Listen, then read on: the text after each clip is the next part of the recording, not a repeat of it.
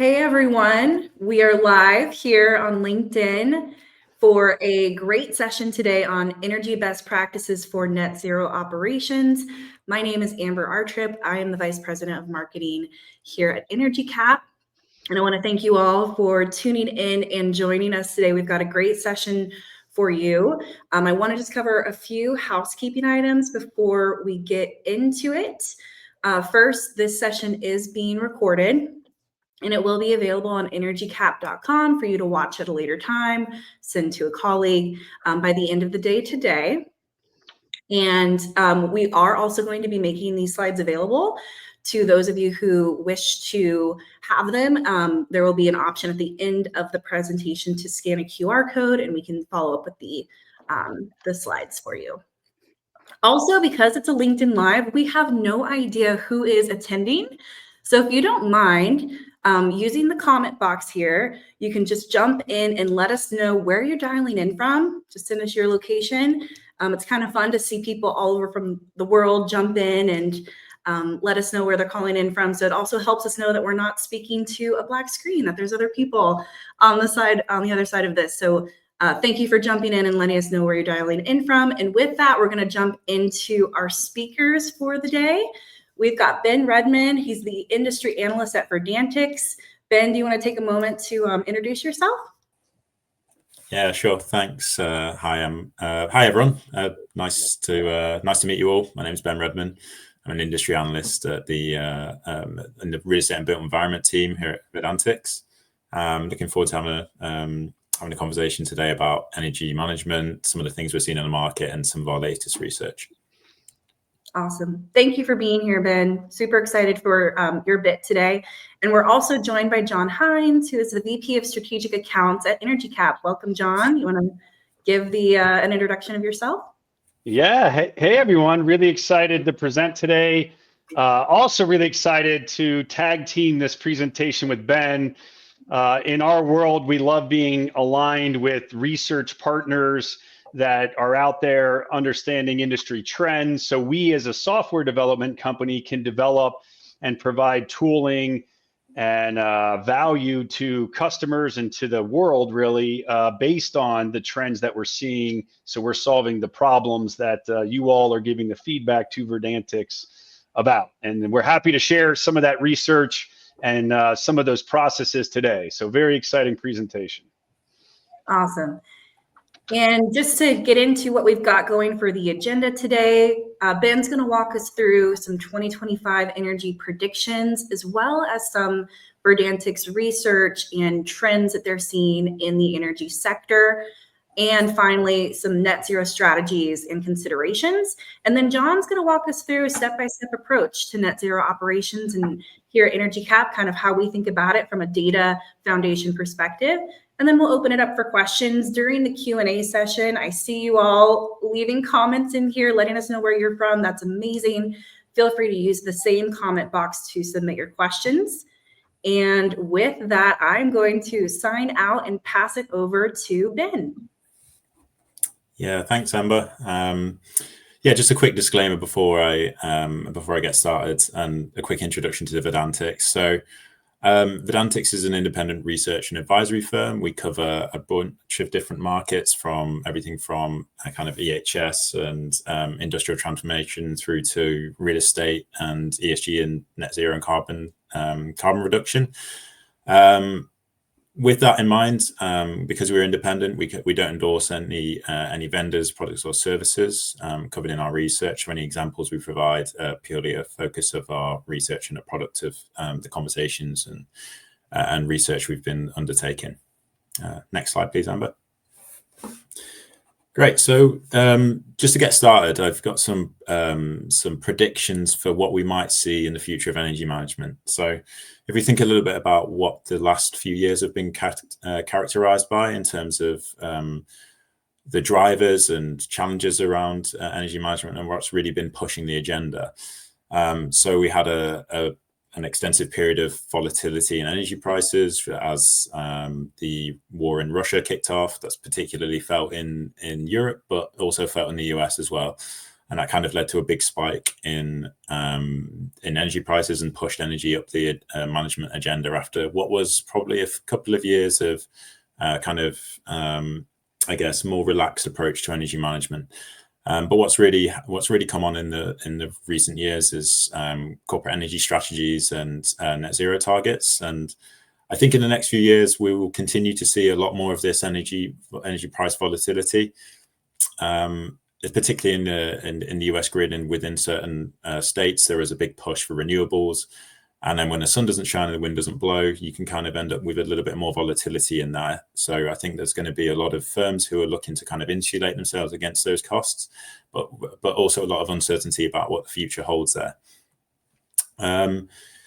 With corporates, a lot of them have set net zero targets, and there's been a little bit of pushback actually on how they're going to achieve those, whether it's feasible to reach their targets. A lot of them set targets without actually realizing what their baseline was. And I think there's been a little bit of pushback with firms either realizing that they're overreaching or perhaps underreaching, and maybe some will double down while some might actually withdraw a little bit or become a little bit more conservative as people become aware of greenwashing. Obviously very topical at the moment. Donald Trump has just won his second term after a little bit of a hiatus. But I think there's this could create a quite turbulent environment for where energy features among the kind of broad spectrum of real estate objectives, I should say. So there's an anticipation by political analysts that there will be a little bit of a withdrawal of some of the kind of key climate related agreements. Obviously, in his first term, he withdrew from the 2015 Paris Climate Agreement before that was reinstated by the Biden administration. But there's if he follows through to his word, then we might see a bit more of a challenge to some of the regulations that we've seen pop up across the US in the last few years. There'll probably be a little bit of battling between the state and federal level as to the direction that that regulations are heading in. But this kind of there's a potential for a dilution in terms of regulatory drivers for energy management and net zero, but remains to be seen. The falling energy technology costs they're always falling. Solar is at an all-time low.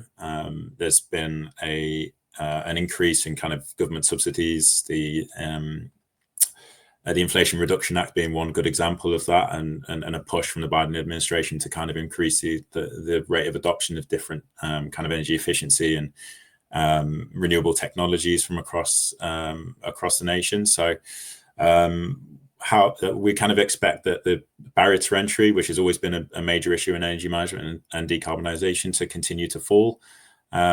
With that kind of working in tandem with energy price fluctuations, we kind of expect a good amount of uncertainty as to how firms are going to look at the build business case for their various investments and start to think about what projects and what capital investments make the most sense for them right now. And then also, I think probably one of the biggest things and topical things at the moment is climate-related risks. So whereas energy in the past has been an issue primarily driven by cost savings and increasingly so for carbon reduction and reaching net zero targets, we're going to see a huge amount of push into energy management as a resiliency feature. So firms will look to understand what their business continuity risk is based on the current energy management systems that they have within their campus, within their portfolios and within their buildings, within their campuses, and really push towards building a resilient future for their business, understanding how whether they can operate independently, how long they can operate without power. The two recent back-to-back hurricanes in Florida have really pushed the focus on the kind of vulnerabilities of the buildings within these areas, and how these kind of change in terms of both acute and chronic risks will start to emerge in the future.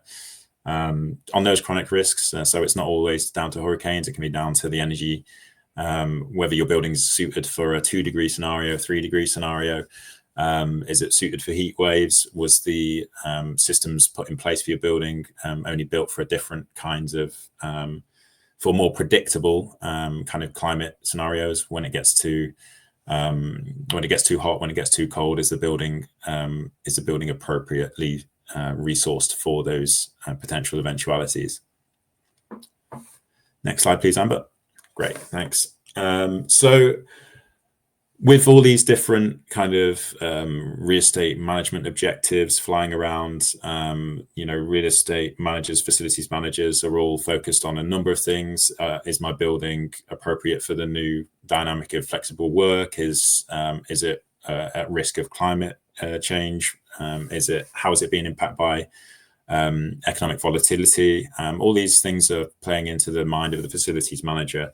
But what we're seeing, this is some recent data from an ongoing survey we're running. So what we do is every year we interview around 300 senior decision makers in the facilities and real estate management sector at large organizations, and we ask them what their spanning priorities are, what their focus and objectives are for the coming year and a little bit more into the future. So over the next 3 years, we're seeing that ESG, sustainability, and decarbonisation is starting to become a more dominant feature amongst among the kind of market trends that are shaping those strategies. And this is probably a bit of a change on previous years. There was probably a little bit more these were a little bit more even in 2023's survey. And you can, if you're interested in seeing the results from that, just let me know. You can find me on LinkedIn.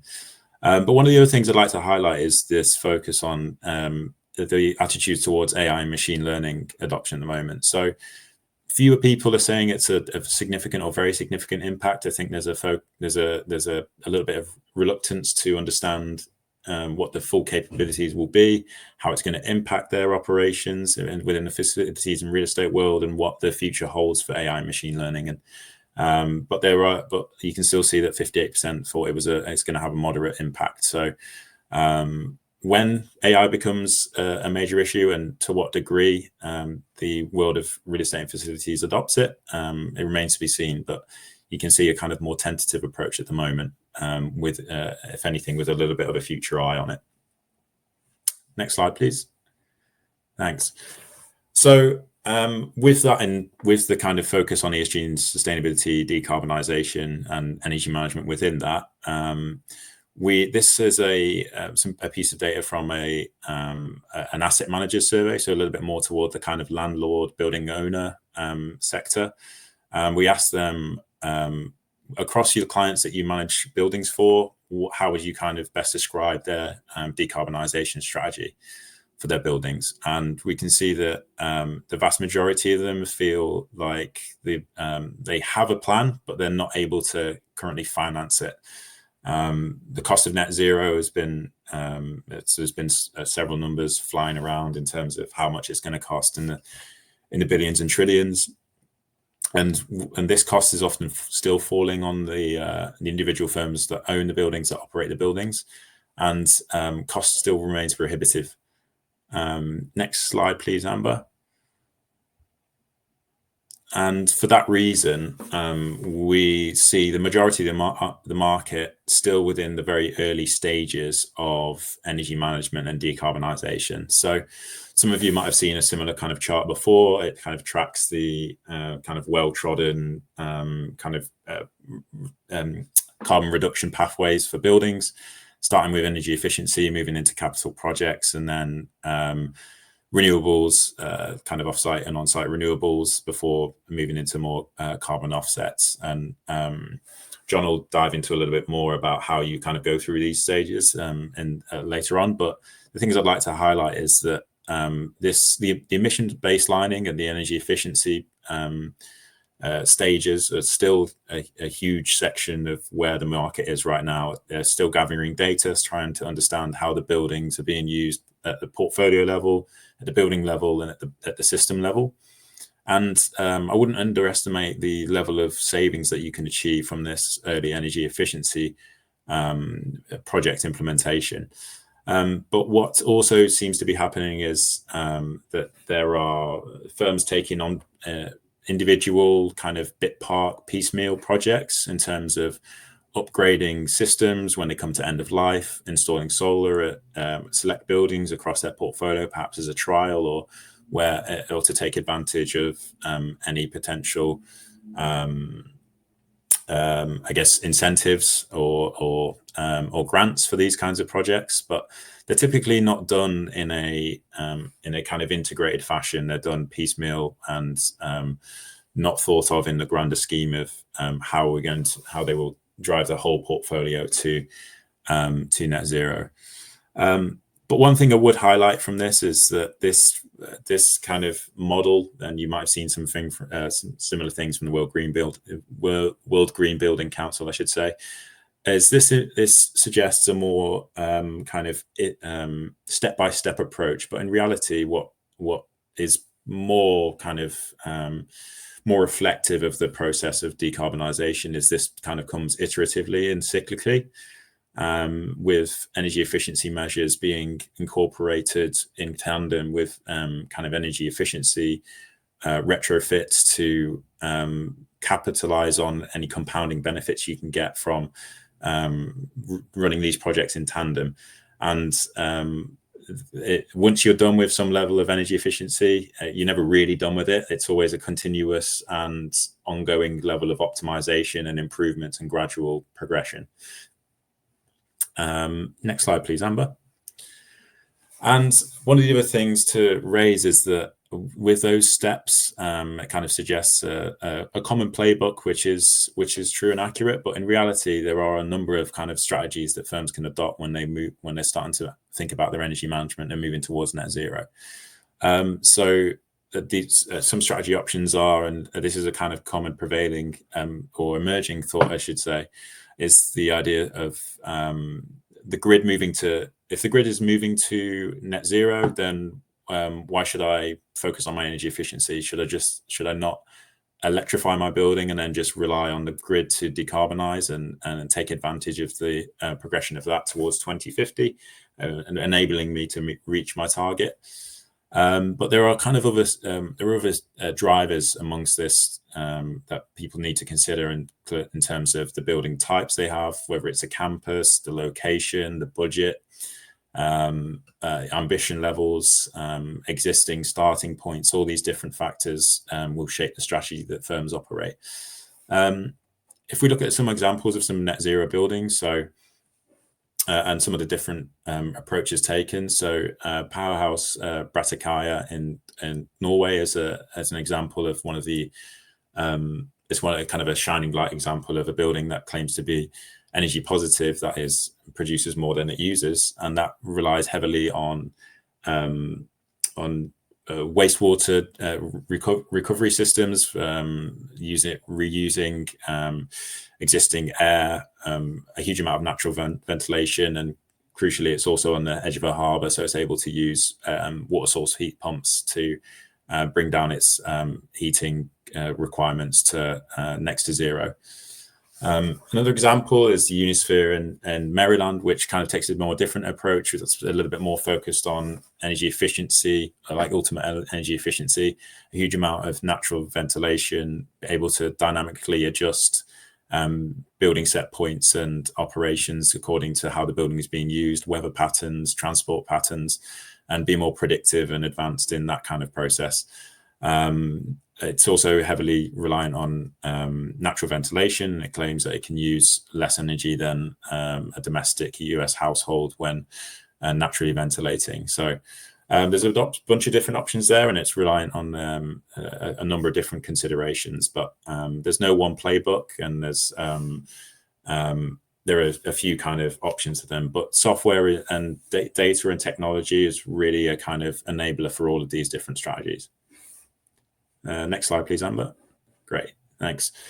So here's some additional data to kind of place all of this within the industry. So we asked, on the left-hand side, we asked what the future investment plans were across a bunch of different energy management and decarbonisation initiatives. And what we can see really is that even very simple and low-cost interventions like LEDs and upgrading BMS controls is where the majority of the market are putting the majority of their investment. So we're still at this point where we're in a period of optimization for buildings. We're not quite yet at the heavy capital project investments for the majority of the market. Many are starting to prioritize the low-hanging fruit in terms of high energy efficiency improvements and low capital investment requirements. And that comes hand in hand with data and software. So on the right-hand side, we asked over the next year what the planned use of software was for facilities managers and heads of real estate. And we can see that 67% are planning to increase their investment in some capacity, whether that's between expanding the deployment of their existing software or even replacing that. So I would say that there's a huge amount of interest at the moment in these kind of early stage energy efficiency steps that you can produce, between 20 and 30% reductions from energy baseline from these kind of early stage technologies. Next slide, please, Amber. Great. And in terms of the technologies available, so there's the combination of kind of new technologies emerging on the market and low capital budgets available is kind of creating this world in which improved data and analytics is opening up new capabilities and greater levels of efficiency with a low level of investment. So the rise of IoT sensors and metering and the shift to the cloud has enabled the capture of more granular time series equipment data, and this has been enriched with different kind of analytics capabilities. And this has all been uploaded into the cloud and being enriched with additional data sources. So it could be transport data, weather data, and this is starting to really enrich the capabilities of how you think about operating buildings. As these kind of OT and IT systems start to converge, what we expect to see is kind of a more functionality improve around the kind of moving to a more unified operational platform for how buildings and data is kind of centralized. And AI will start to allow for like quicker and more effective pattern recognition, dependency identification, and it will be able to do that much quicker and with much more accuracy than humans will. And with all the data being coming in from these IoT sensors and building equipment, the stage is really set for AI to sweep in and take it and really take the industry to the next level.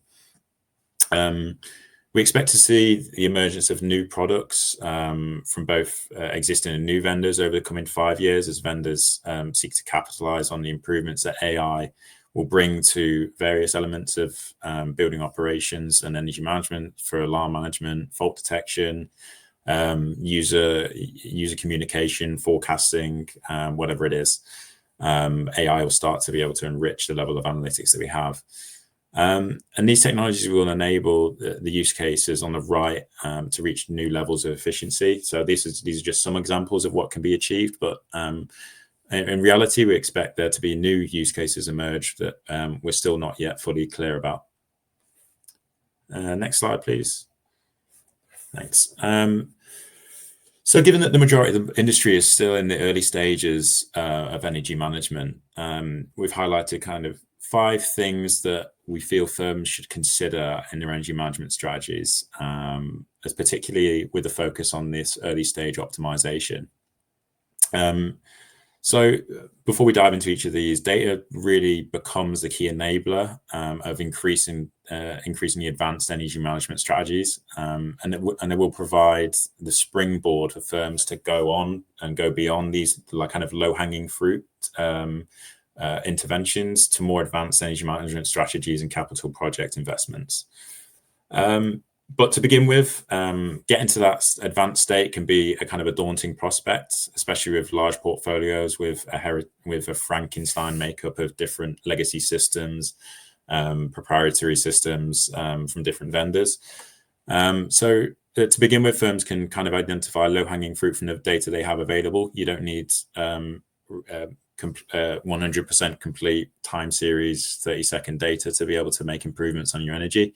I think the progress can be done gradually as you increase your data granularity. But increasing that, but the goal should really to increase that data completeness, the granularity of that data, the accuracy for the purposes of benchmarking, and then also to train AI and machine learning models on real building data to advance insights. And I'll talk a little bit more about that in a second. But one of the other things I'd like to highlight in this is that is the fourth one here. So the retrofitting in an integrated approach. It's kind of when looking at the kind of decarbonisation process, equipment upgrades have typically been done in a piecemeal fashion. So my chiller comes to its end of life. I'll replace that for a slightly more efficient version, and that can kind of lead to some energy improvements. But the biggest energy improvements can be achieved by a more integrated approach. So that is combining different energy efficiency initiatives with the timing of end of life of systems. So, for example, replacing a chiller, when it comes to your chiller comes to end of life, thinking about your a BMS health check or a BMS upgrade at that time. And the benefits of this can really be extensive. So there's some research from Lawrence Berkeley National Laboratory, and it found that taking an integrated approach showed an energy savings of 84% over existing building energy use, and that's much higher than the 13% that they saw when upgrading in accordance with minimum energy efficiency codes. And then above even the 33% that they found from replacing equipment with like-for-like replacements that are more efficient. So the benefits really compound from that. And then just a final point on AI. So AI will play a significant role in the future of energy management. The true effects are still emerging, or the true, potential is still emerging. But having a strong data architecture will enable firms to take advantage when AI really starts to take center stage within the technology landscape. So by building up this data architecture and starting early and focusing on the data, you're really putting yourself in the best position to take advantage of AI when it does come. And that brings me to the end of my slides. So if anyone has any questions, we can get to them at the end, but I'll pass over to John to talk a little bit more about the different energy management strategies you can undertake. Yeah, really appreciate that, Ben. And I hope everyone appreciates the background. Verdantix is using polling and, industry, being connected with industry leaders to really formulate some major trends that they're seeing in the industry. And I think it's very significant. And it's always like data is really telling on what's happening out there. I wanted to go back to this slide that Ben, had talked through. And I want to pose a question to everyone out there. All of us are in this together. We're all in this energy and carbon reduction, strategies together. And I'm curious to know, everyone just type in the comments, what type of projects are you working on or ones that you found successful? One of the things I found very interesting, Ben ended talking about AI and machine learning. And, AI is very significant. It's a huge focus these days. But on one of the prior slides, it said that only 5% of the polled individuals found it very strategic in the next 3 years, and 58% found it moderate, have a moderate impact. I also find it interesting. This slide says with BMS and controls optimization that 56%, if you look at both, of many organizations are already investing in at least controls and optimization. What I look at as being a major, advancement in the future is using AI in BMS and controls.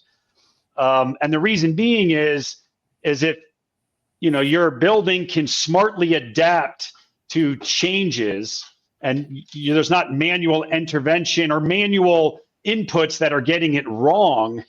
So you have to recalibrate year after year. That seems to be it's at least a major focus for all of you, but also a huge area for improvement. So I just found that kind of interesting, where a lot of people are doing controls optimization, but not necessarily thinking AI can be integrated into that yet. Now, the biggest strategic thing that AI needs is data. And that's where companies like us really come in. We are a software provider that's collecting mass quantities of bill and interval data that, we are working on strategies on how do we leverage AI for the benefit of all of you. So, things can be, adjusted automatically, or data, outliers or problems be, addressed and handled without manual intervention. And that's one of the biggest challenges of being a software provider. But the good news is we're collecting a lot of data that needs to be the foundation of AI and machine learning. That gets us into the EnergyCAP story, where data is foundational. And Ben really highlighted what they see at Verdantix as being important, that data, you need data to be the foundation for that everything's based on, so you can start to make decisions. So just a quick background on us, if you're not familiar. Company's EnergyCAP. We develop energy and sustainability tools that uses data as the foundation to help organizations get value out of their information. And there's a lot of inputs that come into our software that is being monitored and tracked to give you insightful, actionable data results. So it's bill and interval data, it's facility information, facility utilization details, floor area, it's operational data. We're starting to see more and more data requirements for transportation, especially as organizations are electrifying fleets and still, have business travel and things like that. And then, lastly, a big growth area is supplier impact. So all the purchases you're making and how are they impacting, your decarbonization strategy, because they are, a factor. You have choices in what you can buy, and some of those choices are, greener than others. Next. Something else that Ben highlighted that I find to be very interesting is that 43% of those polled have developed a decarbonization plan, but it's currently not financially viable to implement it. So think about that. Almost half of everybody, and really some of the other data, it means more than half of everyone polled have developed a plan, but 43% just don't have the funding to be able to implement it.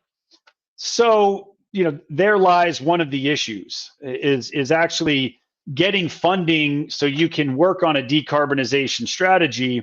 And hopefully what I'm going to present today can show you that there might be little upfront capital to at least start to build some steps to get towards a decarbonization, end goal and a net zero end goal. So this graphic is building off of the graphic that Ben showed earlier. We take a bit of a different lens to it. And what we have here are different areas that you can throttle to get towards a net zero goal. And so there's a lot of different tactics you can implement. We're bucketing them into these major categories that allow you to get towards your net zero and your decarbonization strategy. And the first one is baselining your data. You need to grab data, you need to baseline it, you need to account for future business growth. And then there's these levers you can pull that help with decarbonization. So energy efficiency projects, electrification, implementing capital projects, adding renewables to your portfolio, and then tracking scope 3 details. And then really the last low-hanging, not low-hanging fruit, but the last piece to get, to the goal line is doing offsets and RECs and purchases like that. And so, In order to organize this, we're offering 5 steps to decarbonization, but all of this is based on the data being foundational. So let's walk through these 5 steps. First step is identification. So what do we mean by that? Identification is highlighting areas that you should really be focusing on for decarbonization. And when I mention decarbonization, maybe your focus today is a little bit of carbon reduction. Your focus could be use reduction. It could be cost reduction. And in some ways, maybe cost reduction is a good starting spot, especially if you don't have the financial buy-in for your decarbonization strategy. It's a lot easier to go to a CFO or an approver and say, hey, I have a great cost reduction strategy that hopefully we can get some immediate wins. And then with that, the extra dollars you're saving, start to implement more of your decarbonization strategy. So again, it's really important that you look at these different areas, because some of the areas might be of more immediate focus than the end goal of a net zero operation. So go back real quick. So this graphic highlights one of the areas that I personally really like and the industry tends to adopt, which is EUI. The focus on looking at all of your sites and everything you're tracking and looking at your energy use intensity. Hopefully you're normalizing for weather, so removing the weather factor. But what you don't want to see is what's shown in this graphic, where you're seeing a trend that is trending up, meaning you're using more per square foot in your facility, and that's not, it's throwing out the weather factor, which means you're on a bad path because it's higher consumption in your building, which leads to higher carbon values. So that is bad, but EUI being a good industry standard that Energy Star and CBEX and others use to track building performance month to month, year to year. Next. Another useful tool for identifying outliers is benchmarking. We like to highlight 3 different ways that benchmarking can help. The first is benchmarking an object, or say a site or a building, against itself month to month, year to year. When doing that, it also is very valuable to calendarize data, to weather normalized data. So you're really comparing apples to apples year to year, throwing out shifts in weather impacts and other variables you can throw into the normalization as well. This helps to highlight how the building's performing. Again, EUI being a great standard for that. So you're saying, is my EUI going up or down? Another great way to benchmark is against peers within your portfolio. We work with many school districts and city governments and retailers and organizations that have similar types of buildings in which they can benchmark against one another. This particular chart is showing buildings across a city benchmarked against one another. It's also showing how a building's performing against itself one year over the next. So helpful to just have different lenses of data, and you can see if a building is performing poorly against peers. That might be an area to start, kind of the low-hanging fruit of where to target to get maximized savings and some big wins quickly. The third way to benchmark is against industry standards, use of Energy Star, CBEX data, other benchmarking standards. If you know of any, some of them, I know industries come together, and there's organizations like Verdantix that do put out some stats that are really helpful just to see how your building's performing towards these industry standards.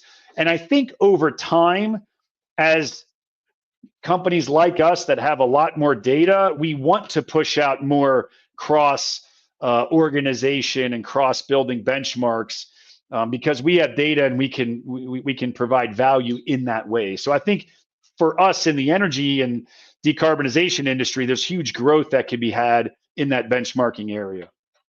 Next. Another great way to identify areas of focus is if you have interval data. I can't stress enough how valuable I think interval data is. If you have utility bill data or just bill data in general, it's a great place to start. You have at least a 30-day snapshot of your use, demand and cost. Start getting your arms around that information, tracking it. There's a lot of value in bill data, and bills are readily available. All of you should be getting utility bills, so pretty easy to get those and start getting value. But then you need to go deeper. You might see that your usage is higher this month than last month, but then the next question is why? If your hours of operation are the same, building controls seem to be okay, it's really helpful to start going deeper into assets within your building, zones within your building, so you can find problems. A good bird's eye view of interval data is through heat mapping, where you can real quickly over a month, this is a month worth of interval data, see the intense periods of usage, and then you can start to highlight, like in the evening hours or off-peak hours, where there might be intense periods of time that could highlight building controls issues and scheduling issues, or maybe a janitor's coming in and turning systems on and not setting back properly for nightly setback, all those kinds of things. It's really helpful to have the granularity. So part of the identification is getting granular with the data. Next. And to go even further, it's really helpful to, if you have the ability to add sensors or sub-meters to really identify parts of assets that are causing issues.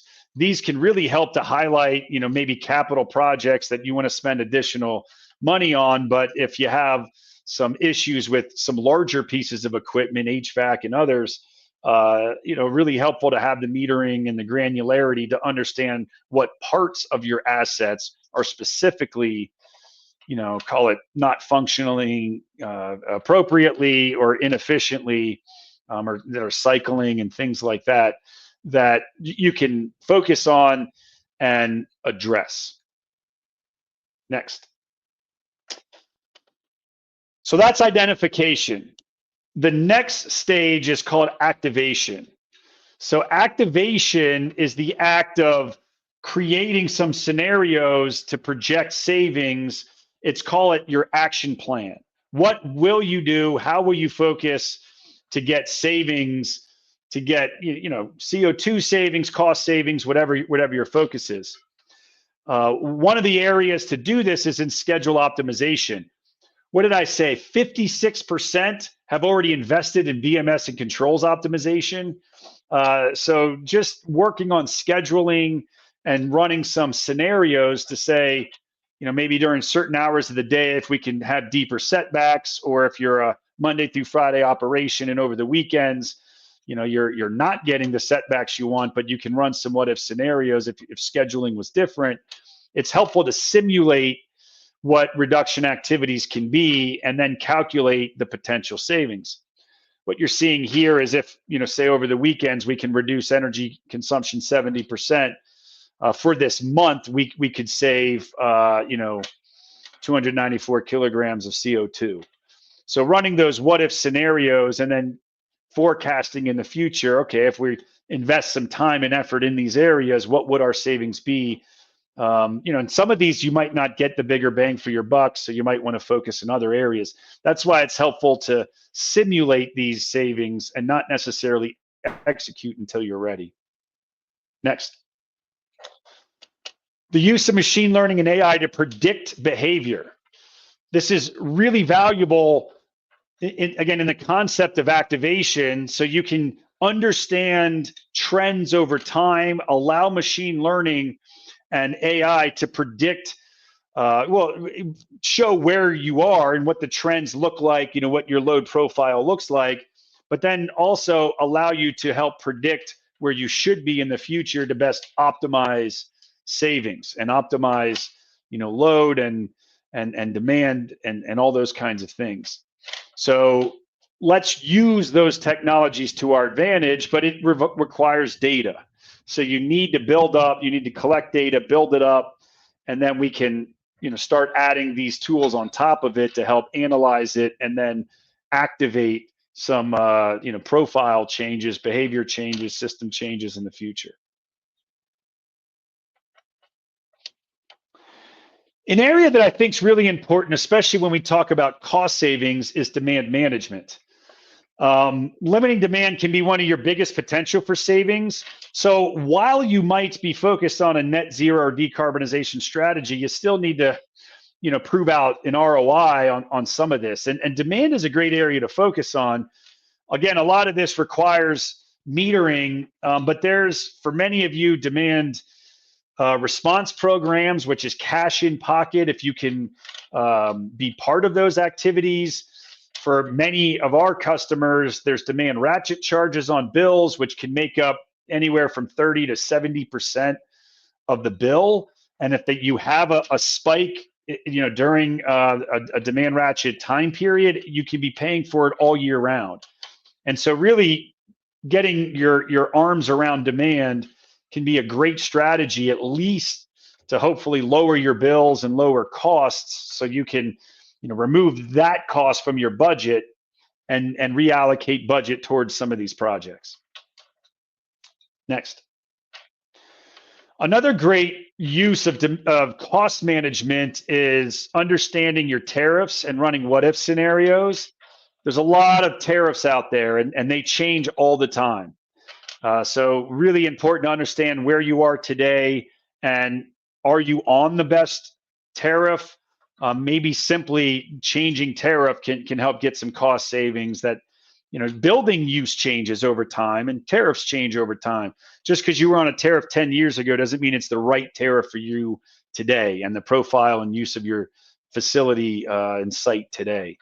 So having good visibility into what savings projections might be for alternative tariffs that your utility companies provide is another great way for savings.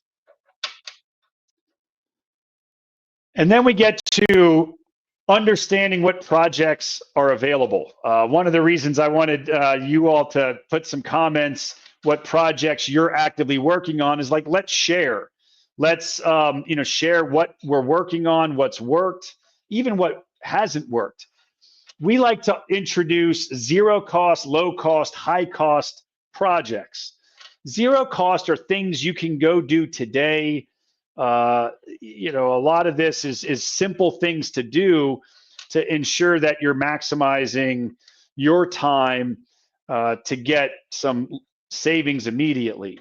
And once you've done as much as you can do on the low cost or the zero cost, you can move to low cost options. A lot of times this involves some research and getting approval from supervisors and finance teams. But even still, a lot of the low-cost options can help you realize savings and CO2 reductions over time. And then we get to high-cost options, so capital projects. Some of these are really large, like, for instance, wholesale changing district energy units and power plants and things like that. But some of those are really important steps to get you, to a major part of your decarbonization strategy. But you got to build up savings over time to prove that you're on the right track and help fund for some of those projects. Once you've implemented these projects, you need to verify. Verification is a critical step, so you can go back to everyone and say, yes, this project is saving us from a use, cost, and CO2 standpoint. And ISO is a great framework to use. It's really important to have a framework in place to help guide you through the savings process and to verify that you did everything by the book, and you're not cooking the numbers just to your benefit. So there are frameworks out there that you should adopt. Next is we work with our customers on IPMVP. IPMVP is great framework for tracking savings. When you go to use the IPMVP options, you need to understand, do you have meters or do you not? Having sub-meters are really important, for option A and B. You need to be able to isolate what you're doing, isolate the piece of equipment that you're retrofitting, and then you can track savings. If you don't have meters installed, then you can use the whole facility approach, which is a great option, generally using utility bills. Option C, which is using monthly data, this is a real common way to track savings. Generally, it's taking into account weather, so you're removing the weather factor. You can take into account other factors, changes of behavior in your building. But the whole idea with verification is you take a base year, you're comparing post-project. You need to adjust the base to meet today's conditions for weather, for unit cost, for hours of operation, for a whole slew of things that you might need to make adjustments for. So then you're comparing, post-project fairly with pre-project, and then calculate savings. So starting with utility bills, great place to start. Next. And then you can see savings or non-savings over time. Not every project's a winner. You hope that it is, and that's where the activation comes in, and you can simulate some projected costs, and then you implement, but hopefully you incur savings, and every month you can calculate, did you save, did you not save, compared to your adjusted base year. Using interval data and using option A or B is really helpful to go deeper. The more data inputs you have, the more granular and accurate the calculations. And if you want to do multivariable considerations and bring in occupancy and production and some of those other variables outside of weather, it's helpful to have more data points. So the more data points, the more easier it is to correlate or see if there's a correlation. There not always is, that you can take into account to prove out savings. And the general methodology is you install an energy conservation measure, which is shown in the middle, and then you're comparing the pre-project with the post and calculating your use cost and CO2 savings by implementing, whatever it is. It's also important to calculate payback and see how many years, it's going to take to pay back the cost of the project. And there's some math involved there, and some planning. But if you're investing, you need to calculate payback. It's really a critical step. It's also important to go deeper. As you're verifying results, you might need to do complex functions, like comparing multiple points with one another. We have a good use case if you go to the next slide where, let's say you're starting to generate renewables. You install solar, and you have all this data. What you might want to see is how much you're purchasing in real time from the grid, how much solar you're generating. That's what the green is, and then how much you're selling back to the grid. That's going unused in your facility. So being able to do some of these comparisons and formula computations is important to really be able to finalize. And that's, another critical step, the finalization. So understanding consumption sources, if you are starting to track renewables and implement renewables, understanding what of your energy is dirty versus clean that you're using, or how much you're selling back to the grid. So you need some complex functionality to be able to sort through that. You also need to be able to start tracking scope 3 details.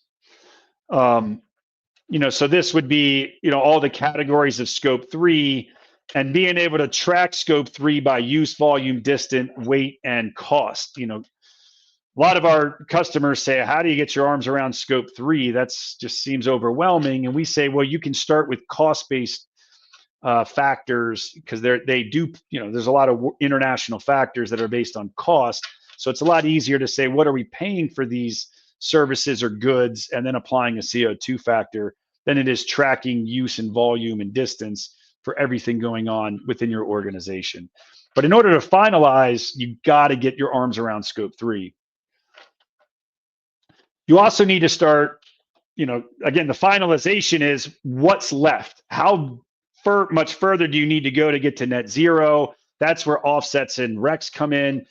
The COP29 summit is going on right now that is helping to dictate and govern how this plays out and how you buy credits internationally, as part of your offset strategy. Well, how do you know how much to buy if you don't kind of walk through all those other steps first and then get to this finalization phase and go, well, here's the end result that we know we can go buy some credits for to get to net zero. So you got to really walk down all those steps to do as much as you can internally and then say, okay, what's left? Let's go, let's go out and buy what's left. And thank goodness, COP 29's out there to help put some structure around these purchases. The last step, socialization.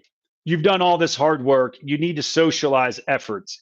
Even if you're not at the end and you've done a little bit, you still should socialize. So hopefully you get on the, the next cabinet meeting or the board meeting radar so you can get additional funding to help with your strategy. So it's really important to have the right tools to track progress towards baseline, to be able to compare year to year. Next slide. And also be able to provide really meaningful, customized reports to show progress that are meaningful to your organization. And then the last piece is dashboards. Dashboards to communicate internally and also publicly to your constituents. We wanted to end on this slide just so you can understand, again, what Verdantix was saying is some of the anchors to your energy management, your sustainability strategies. So let's open it up. Are we doing any level of questions? I realize we're running short on time, but go ahead, Amber. We've got a few minutes, so if anyone on the call has any questions, please drop them in the chat now. I do want to just thank John and Ben for the presentation today. I think it was really, really great. It's great to walk through those practical steps and let you guys know that we're going to be doing another webinar with Verdantix in the beginning of December 5th.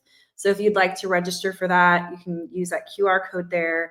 And I know that there were some issues with some folks getting kicked out of the session today. Don't worry, we have it recorded. If you would like to get a copy of the recording and a copy of the deck, just use that QR code there to stay in touch with us, and we will be able to reach out and send you recordings of today's session. We did get one question. I wonder if I can show it here. There we go. It came from Anna. Ben, maybe this is a good one for you, but it's which GHG frameworks do you suggest for net zero projects? Is there one better than the other? Yeah, it's a good question. There are, if you think about things in terms of like at the building level, there are a few different frameworks that are emerging depending on what kind of region you're in. And probably one of the biggest issues is, what do we mean when we talk about net zero, right? Are we talking about like what level of offsets are involved in that? What level of do you account for certain degrees of energy efficiency versus what you do with renewables and RECs and all that kind of stuff? But I guess there's probably two. So the SBTI have a building orientated net zero kind of framework. That's a good start. But I think there's also in the UK, the Net Zero Building Standard has just published a new kind of a new framework, or I guess a new definition and guidance around, and that was really hotly anticipated here in the UK. So I would probably hang my hat on either the SBTI as really well recognized, or the UK Net Zero Building Standard, and have a look at the contents of that one and understand what commonalities there are between them, and where you might want to hang your hat in terms of what you're publicly going to include in any sustainability reports, and say, like, look, this is the standard by which we've assessed we're net zero. So yeah, there's a couple of different options, but hopefully that was helpful. That's great. And that really brings us to the end of our time, it's to the top of the hour. Any final words, Ben or John, for the audience here today? No, I just want to say thank you. Thank you for having me. I think it was a really interesting presentation. Thanks everyone for your engagement. If anyone has any follow-ups on the data that we had, then do let me know, and we can and I'll get back in touch with you. But yeah, thanks very much, guys. Really appreciate it. And I know Verdantix does have programs for end users to access research, right? That's if they correct.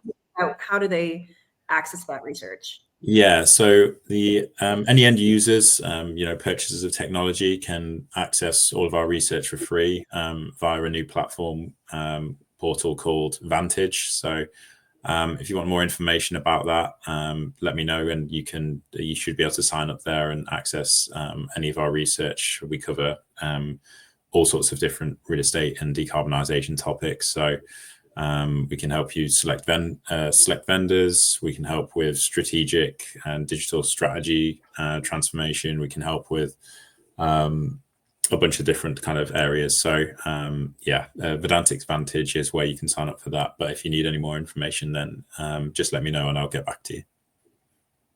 Wonderful. Great. Well, thank you, Ben. Thank you, John. And thank you everyone on the line for tuning in and joining us. We will be sending out the recording shortly. Thanks again. Have a great day. Thank you.